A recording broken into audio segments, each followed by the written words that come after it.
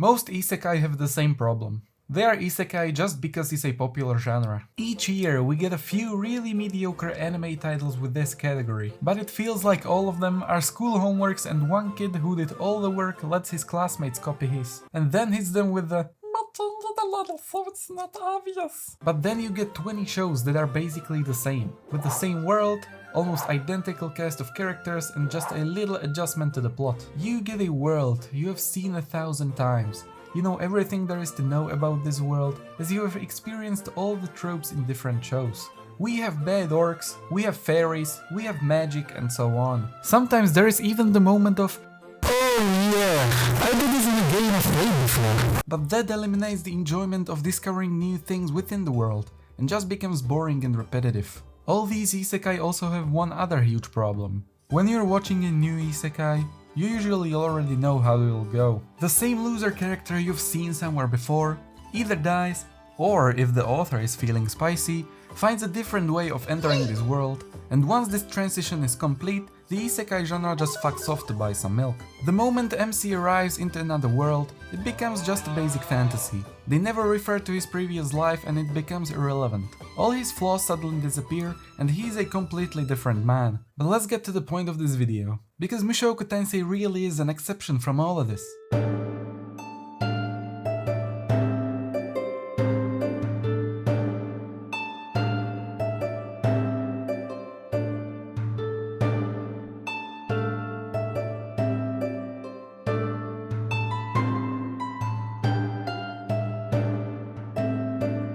Mushoku Tensei is a controversial anime that has gained its popularity mainly based on its animation and production, but it has faced a lot of controversies, because of which a lot of people despise this title. It has faced criticism for its sexual contents, unlikable protagonist and depiction of slavery within the show. But despite all these things, there are people who like the show and refuse to give up on it. What makes them like the show despite all of those negative points that make the show so controversial? Is there a side to Mushoku that makes it worth watching? Is it somehow special in any way to make it this highly rated? Or are the fans just perverts who enjoy this kind of shows? Mushoku Tensei is the most influential isekai with its web novel debut back in 2012, which began as a narrow novel and popularized the reincarnation subgenre of isekai, while establishing a number of common isekai tropes. And this was written on Wikipedia, so it must be true. Mushoku Tensei was the most popular narrow novel for a number of years, and thus served as a point of reference for numerous isekai writers that followed. It feels like a world you know. Like a world you've seen before in any other fantasy anime. But slowly you start to realize that this world is quite different from what you're used to. It is very specific with a lot of added details to the tropes you already know. Spells are carefully divided into specific levels of advancement, types and elements. We have the basic stuff like mana, incantations, Willy Wigger, kill that magic circles, but we also have multi-layered magic circles, mixed magic, shortened incantations, kill that or even silent spellcasting. Attacking magic with fire, water, wind and earth elements. Healing magic with healing, detoxification, divine strike or protection schools. Summoning magic with fiend and spirit summoning. And inherent magic such as howling, teleportation, gravity manipulation, time travel, hypnosis, magic disruption, reincarnation and temporary soul summoning. And all of these are precisely divided into ranks individually for each magic type. We have beginner, intermediate, advanced, saintly, but that's still not all. We have kingly rank, which increases the effectivity of saint level magic. Then we have imperial, which further enhances the scale of king level magic. And the most powerful of them all, divine, which is continental scale magic. These different ranks allow you to become a high tier magician in each of them separately.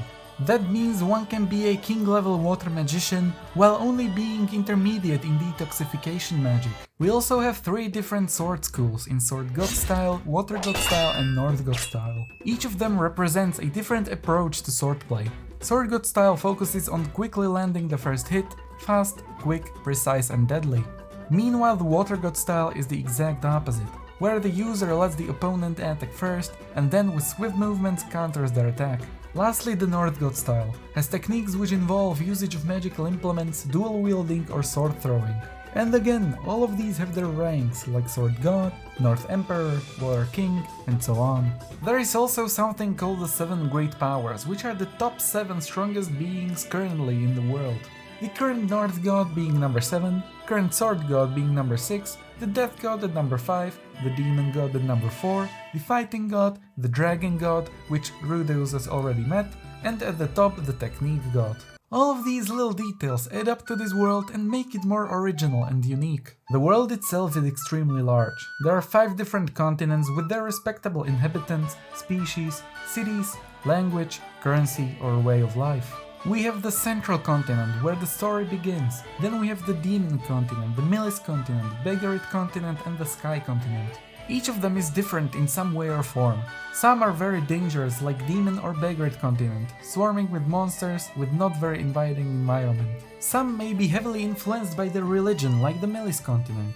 Or just a suitable place for humans to live in peace, like the Central Continent. Each of them have their own species, who either live in forests or small towns, or perhaps large kingdoms with their very own royal families. This already feels like a lot to take in. A lot of different environments, stories and characters, but that still isn't everything.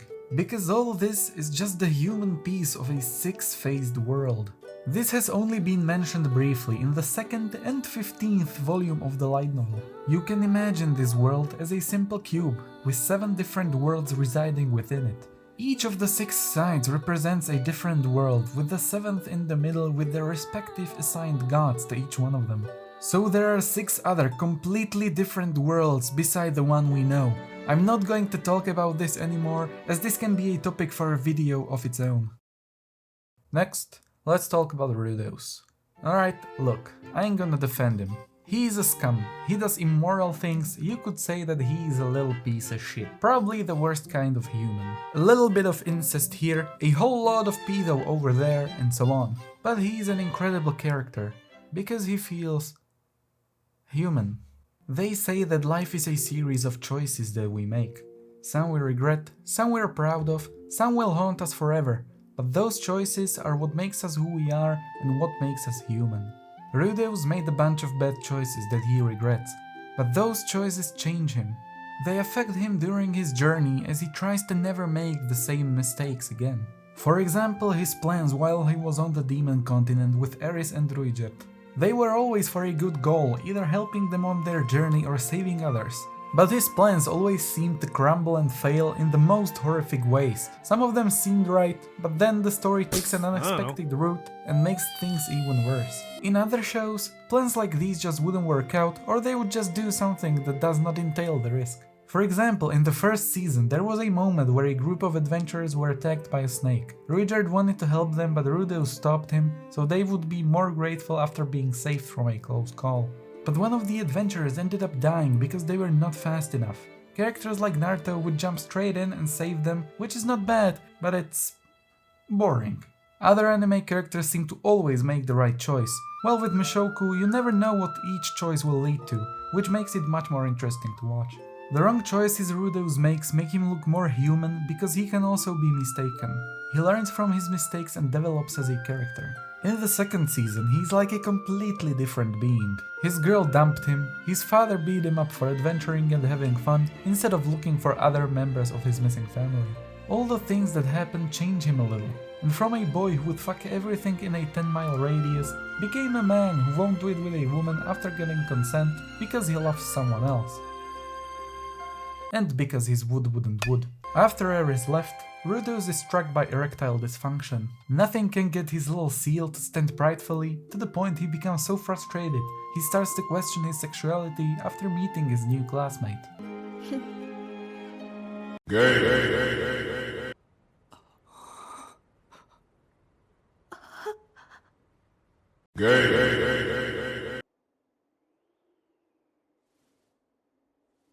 What should I do? Okay, maybe I guess it wouldn't be that hard to live with ED. It's just tough to beat. And if you don't understand erectile dysfunction, don't worry, it's not hard. Rudeus used to be a fat, good-for-nothing, perverted nobody. No, he's just perverted. People hated him. People hurt him to the point he started hating even his own family. Blinded by hatred, he failed to understand that they loved him and wanted to help him. He didn't even attend their funeral. But since he arrived into another world, he made the choice to be better, to not waste this opportunity. Since he was born, Rudeus had to learn a new language, learn how this new world works, learn his spells, but everything he has in this world, he has because of his hard work. Large amount of mana, but he wasn't born with it. He slowly expanded it over his whole life while learning spells. Even his demon eye, he was given it, yes, but after he helped someone, and that is what they gave him in return. He deserves everything that happened to him. All the good and bad things he experienced during his journey came from his hard work or his failures. He chose to be different from what he used to be. We then, as viewers, watch him slowly change with every step and every action he makes. We watch him during every important moment of his life, as he learns new things, meets new people and beings, as he gets to know about this world and new experiences. We watch him grow right in front of our eyes as he slowly drifts away from his old self, becoming someone he can be proud of. You even sometimes forget that it's an isekai, because watching Rudeus slowly growing up feels real. But only until the moment he's summoned by the human god. That's the moment him and the viewers are reminded of who he really is. These moments show you the contrast of how far he has come already. Even reading ahead of the anime, Rudeus never really forgets his previous life. Whether it's just a small reference on some movie or a game, or a massive mistake that reminds him of the time he made that same mistake, which leaves him even more depressed after he made the same mistake again. This is what isekai is supposed to be about. Getting a new chance at life after you've thrown away the first one, but never forgetting what you've already been through and making appropriate steps to avoid the same mistakes. Another thing I love about this show are its highs and lows. Rudeus gradually starts enjoying this new life more and more, but only for a turning point to come to twist everything. Moments that change his and your perception of the world. Something Rudy and the viewers seemingly enjoyed and thought was good and right becomes something wrong, immoral and selfish in a span of a sentence. It leaves Rudy depressed and disappointed in himself. But also you as a viewer feel bad for enjoying it so much. You sometimes learn a piece of information that leaves you in awe as it blows your mind. In the second season, it would be the moment he meets Nanahoshi again. There is quite a lot of moments like these even in the later stages of the story. Moments when Rudeus learns a new information about this world and it completely changes the way he thinks and operates. I love Rudeus as a character, but not as a human. He still has ways to go, but I'm sure because of how the story is progressing, I will love him by the end of the show both as a character and as a human. The author puts so much attention to detail even with his side characters. Every single one of them feels just as real as Rudeus does. They all have their struggles they go through, their backstories and even a continuation to their stories when they reunite with Rudeus. Every character either affects Rudy or is affected by him. I really love how this anime's main target audience is people who want to escape from reality. But at the same time, the anime itself indirectly encourages the audience to face the world head on and be a better person. The right way to view Mushoku Tensei is being open-minded, acknowledging both its weirdness and greatness. Even if some characters are made to be unnecessarily flawed, it still turns out to be an incredible story. And personally, what makes a well-written story receives a good balance of both negative and positive reactions. And that brings us to the final question of this video. Are the fans of Mushoku Tensei just perverts? Hey guys! As I said, I promise the next video won't take this long as I'm already working on it. It didn't take that long, and I consider that a major W. I hope you enjoyed watching this one just as much as I did making it. Mushoku Tensei holds a special place in my heart, and I hope I've inspired you to go watch it as well.